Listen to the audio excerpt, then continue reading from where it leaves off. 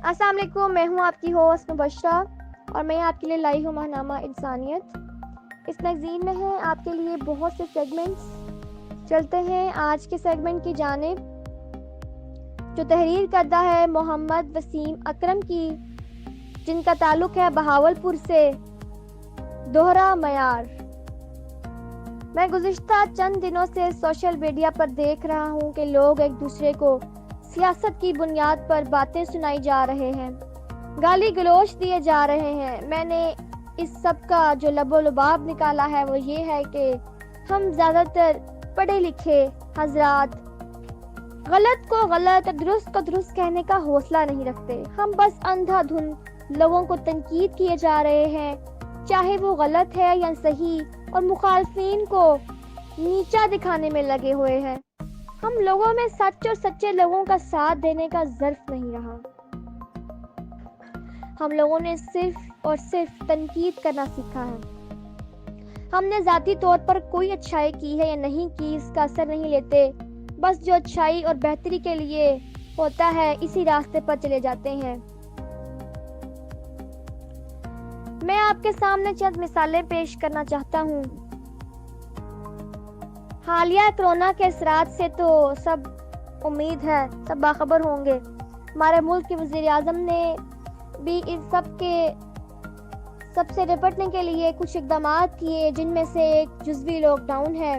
چند پڑھے لکھے حضرات پہلے تو لاک ڈاؤن کے حق میں تھے کہ بھائی سندھ حکومت نے بڑا اچھا اقدام کیا ہے، ہمارا وزیر اعظم اعلیٰ پنجاب لاپرواہ ہے، اس کو حالات کی نزاکت کا اندازہ نہیں ہے۔ مگر پھر جب لاک ڈاؤن لگا دیا گیا وہی لوگ مخالفین بن گئے۔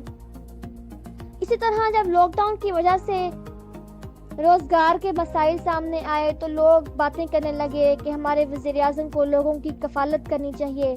بھائی ملک معاشی بدحالی سے گزر رہا ہے، کہاں سے کفالت کی جائے؟ خیر جی، کسی نہ کسی طرح سب چیزیں مد نظر رکھتے ہوئے غربا کے لیے 12,000 روپے امداد کا اعلان کیا گیا، تو وہی مخالفین جو تھے وہی صفحے اول میں نظر آئے۔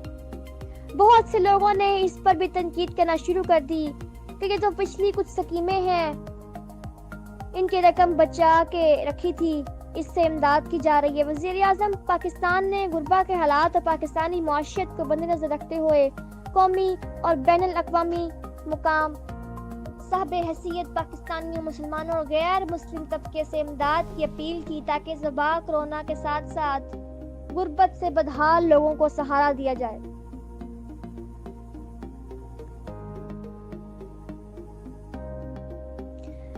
بس کیا کہا جائے، ہماری قوم کے حالات دیکھ کر ہر صاحب عقل کا دل خون کے آنسو روتا ہے۔ میری اللہ پاک سے دعا ہے کہ وہ ہم سب کو اچھائی اور انسانیت کی فلاح کے لیے کام کرنے کی توفیق دے، ہم پر رحم کرے اور یہ جو وبا عام پوری دنیا پر حاوی ہے اس سے چھٹکارا دے۔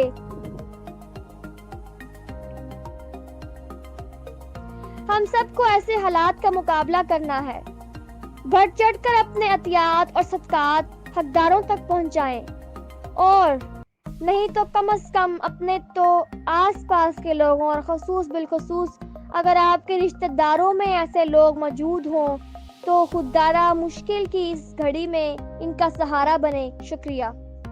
تو جی یہ تھا ہمارا آج کا سیگمنٹ۔ اگر آپ کو یہ سیگمنٹ پسند آیا ہو تو ضرور لائک کیجیے گا، شیئر کیجیے گا اور سبسکرائب کیجیے گا، اور مجھے کمنٹس میں بتائیے گا کہ آپ کو آج کا سیگمنٹ کیسا لگا۔